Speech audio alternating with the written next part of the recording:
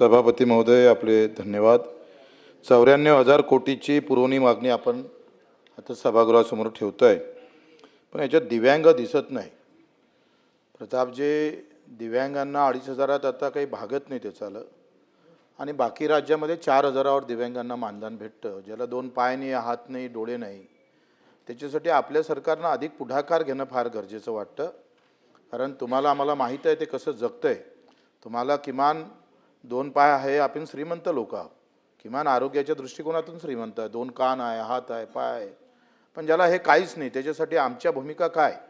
खरं तर पृष्ठ क्रमांक 49, बाब क्रमांक 30 या सगळ्या याच्यावर थोडं परिवहन मंत्री आहे, तुम्ही AC बस आहे तिथं तुम्ही त्याला आरक्षणच देत नाही, त्या तुमच्या खटारड्या गाडीत देतं आरक्षण त्या दिव्यांगाला।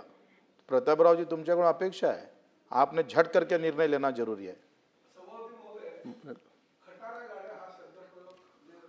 मागे घेतो, धन्यवाद धन्यवाद मागे घ्या माझी पण आता हे ज्या तातडीने उठून तुमचं लक्ष वेधण्यासाठी बोलले ते, तसंच तुम्ही आम्ही आरक्षण देऊ असं सांगितलं असतं तर अधिक बरं वाटलं असतं। आणि पणन APMC मध्ये सुद्धा बाजार समितीमध्ये 5% निधी खर्च होत नाही।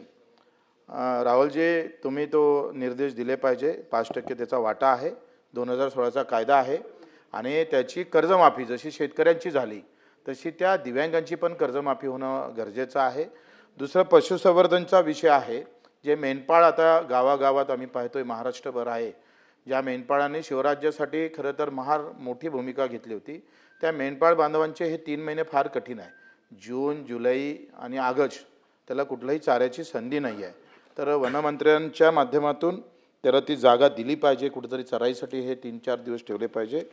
दुसरं, माझ्या मतदारसंघातला विषय आहे जलसंपदाचा आणि पुनर्वसनचा जो आहे, त्यामध्ये राजुरा जो गाव आहे ते पूर्ण पुनर्वसनमध्ये घेणं गरजेचं आहे, आणि वासनी प्रकल्पामध्ये बोरगाव पेठ हे जे आमचे गाव आहे ते सुद्धा पुनर्वसन घेणं गरजेचं आहे, कारण हा सगळा खारपान पट्टा आहे आणि त्याचे वल हे सगळ्या घरापर्यंत जातं। दुसरं, कामगाराच्या विषयावर बोलतोय, तुम्ही बोलू दिलं आहे, 2 मिनिटाच्या वर जाणार नाही, कारण आम्ही तसे शब्दाचे पायी खाव, तुम्ही इतका मोठा मान दिला आहे, म्हणून आम्ही आपल्याकडून विनंती करतो आहे का जे आमचे कामगार आहे 6-6 महिने उपाशी आहे, त्यांना पगार नाही, फिनले मिलच्या कामगारांना, त्या सगळ्या संदर्भात 2 आत्महत्या झालेल्या आहे, आणि त्या आत्महत्याहून सुद्धा आमच्या विदर्भातलेच कामगार मंत्री आहे, तरीसुद्धा त्याच्यावर लक्ष होत नसेल तर ही आमच्या सरकारासाठी दुर्दैवी गोष्ट आहे।